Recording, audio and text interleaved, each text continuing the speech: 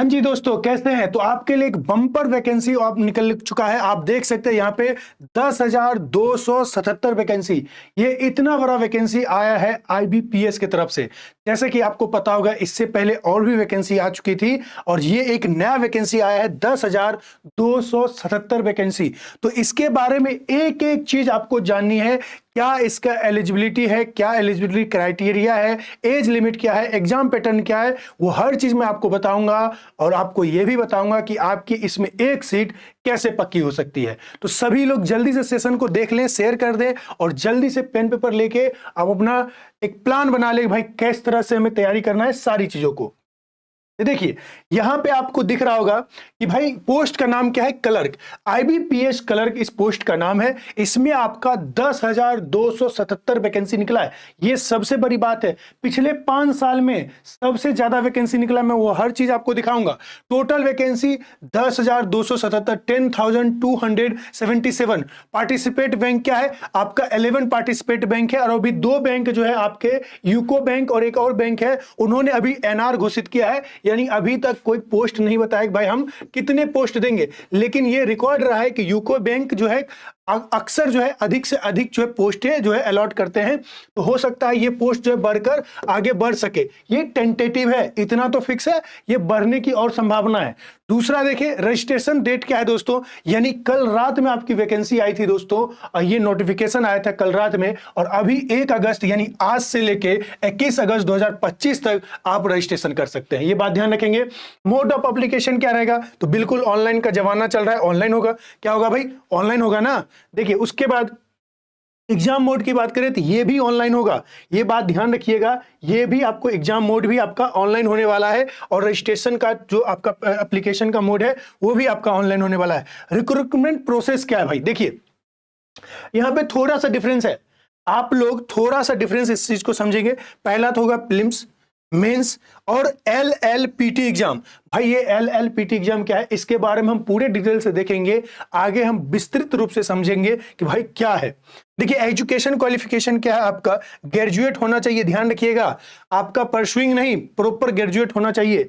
Age limit क्या है भाई, एज लिमिट आपका है 20 साल से लेके 28 साल तक। अब क्या एज का आपका क्राइटेरिया है कि किस टाइम पे आपका 20 साल होना चाहिए और किस टाइम पे आपका 28 साल होना चाहिए, ये भी आपको देखना होगा। ठीक है, ये भी आपको देखना होगा। साथ में आपको ये भी पता होगा कि ओबीसी का क्या रिलैक्सेशन मिलता है और एससी एसटी का क्या रिलैक्सेशन मिलता है। ये बात भी आपको मैं बताऊंगा। वैसे तो जनरली आपको पता ही होगा। यहां पे देखें, यहां पे अगर देखें तो आपका एप्लीकेशन को फीस जो है दोस्तों एससी एसटी और पीडब्ल्यू को 175 लग रहा है, ओनली 175। और जनरल और अदर्स को लग रहा है आपका 850, 850 रुपीज लग रहा है। हाँ जी 850 रुपीज। चलिए आगे देखेंगे इस चीज को। हाँ जी, हाँ जी आगे देखेंगे इस चीज को। चलिए देखिए वैकेंसी ट्रेंड को देखते हैं। जैसे कि मैंने आपको बताया था कि अभी पिछले 5-6 सालों में सबसे ज्यादा वैकेंसी आया है। देखिए 2020 में आपका मात्र 2557 वैकेंसी आया है। 2021 में बहुत बेहतरीन आया है कि 7,855, फिर 6,335 2022 में, 2023 में आपका 4,554 वैकेंसी, 2024 में 6,128 और 2025 में 10,277 वैकेंसी। ये एक बहुत ही मजेदार बात दोस्तों है कि आपके टाइम पे ये वैकेंसी सबसे ज्यादा है। ध्यान रखिएगा, ये भी टेंटेटिव है, यानी इसमें भी आपका फॉर्म जो है और बढ़ने वाला है।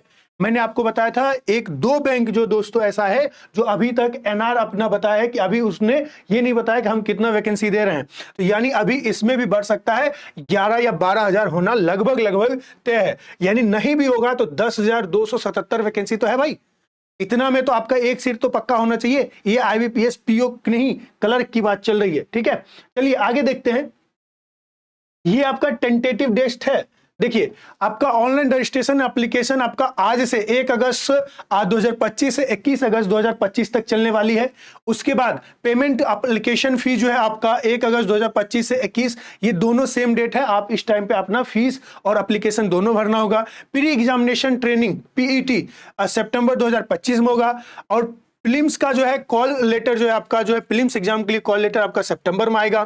ठीक है, प्रीलिम्स ऑनलाइन एग्जाम जो है अक्टूबर में होने की संभावना है। Result of prelims online exam, सब चीज का डेट दोस्तों पहले ही दे दिया गया है, सब चीज का डेट दोस्तों पहले ही दे दिया गया है। यानी रिजल्ट का जो है आपका प्रीलिम्स का रिजल्ट कब आएगा, ये आपका नवंबर में आएगा। डाउनलोड मेन एग्जाम, यानी आपका मेन जो एग्जाम मेंस का एग्जाम होगा उसका एग्जाम का कॉल लेटर कब आएगा, ये भी बात आपको पहले बता दिया गया कि भाई ये नवंबर 2025 में आएगा। हाँ जी भाई, गुड मॉर्निंग।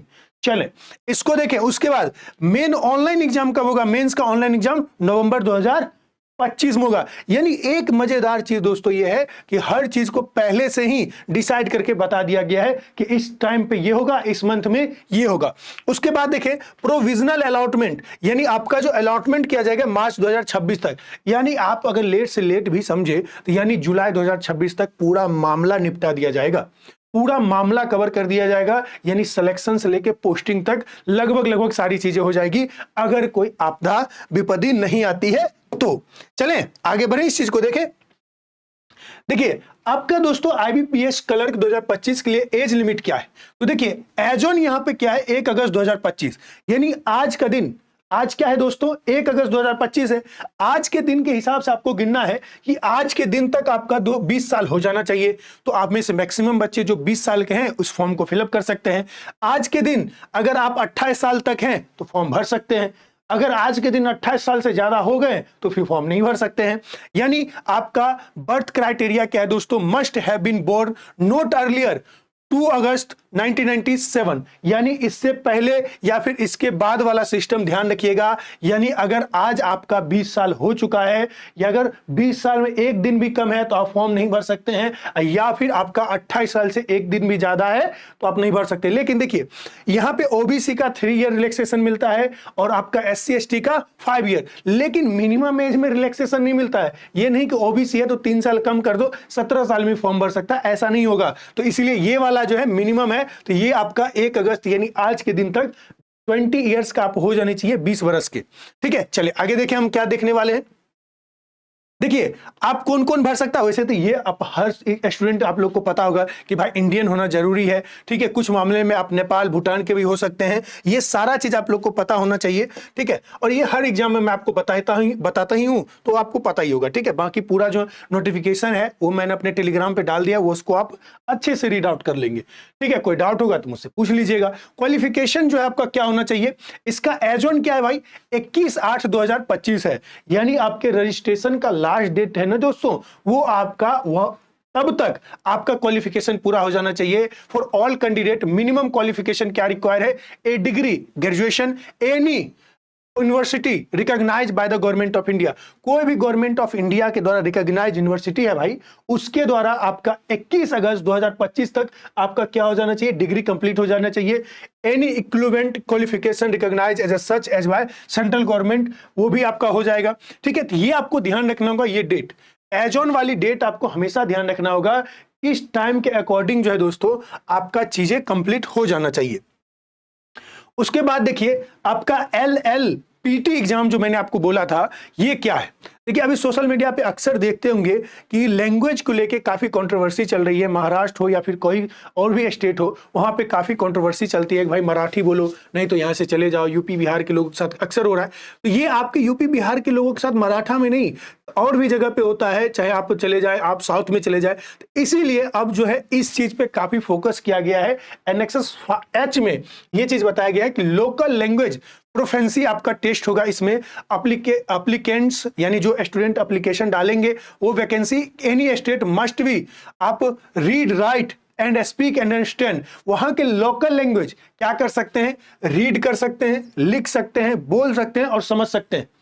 ठीक है, अगर मान लीजिए आपका सिलेक्शन किसी पंजाब के स्टूडेंट का सिलेक्शन हो गया साउथ इंडिया में, तमिल जहां पे बोला जाता है, तो आपका मेंस का जब एग्जाम हो जाएगा उसके बाद आपका दोस्तों उस लैंग्वेज तमिल को या तो आप पढ़ सकते हैं और साथ में आप लिख सकते हैं, बोल सकते हैं और समझ सकते हैं, इतना होना चाहिए। आप भले, अब ऐसा नहीं है कि उस लैंग्वेज का आप एक्सपर्ट होना चाहे, आप उस लैंग्वेज के एक्सपर्ट होना जरूरी नहीं है, लेकिन कम से कम आप चीजों को समझ सके, कम्युनिकेट कर सके, ऐसा ना लगे लोगों को कि भाई एलियन ही आके बैठ गया। और कुछ चीजों में जरूरी है, ऐसा नहीं है हर जगह हम कह सकते हैं कि भाई लैंग्वेज के नाम पे नहीं होना चाहिए। देखिए होना भी कहाँ चाहिए कि आपको, मान लीजिए गांव की एक बुजुर्ग महिला है, मान लीजिए पंजाब की एक बुजुर्ग महिला है, क्या हम उनसे उम्मीद करेंगे इंग्लिश बोलेगी या हिंदी बोलेगी? वो तो पंजाब की तो पंजाबी बोलेगी ना। तो जो सामने बैठा हुआ बैंक के कर्मचारी है उसको कुछ समझना पड़ेगा कि हम कैसे कम्युनिकेट कर सके। Is that okay? क्लियर?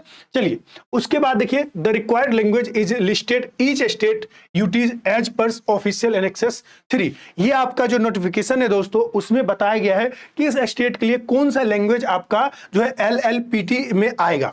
ठीक है, लैंग्वेज प्रोफिशिएंसी टेस्ट। ठीक है, candidate should refer the notification LLPT clause full details about the local language proficiency test. आपके H वाले डिपार्टमेंट में लिखा होगा, आपके एनेक्सस H में ये पूरी जानकारी इसके बारे में लिखा होगा, आप पढ़ लेंगे। और आपके एनेक्सस 3 में लिखा हुआ है किस स्टेट में कौन सा लैंग्वेज आपको आना चाहिए।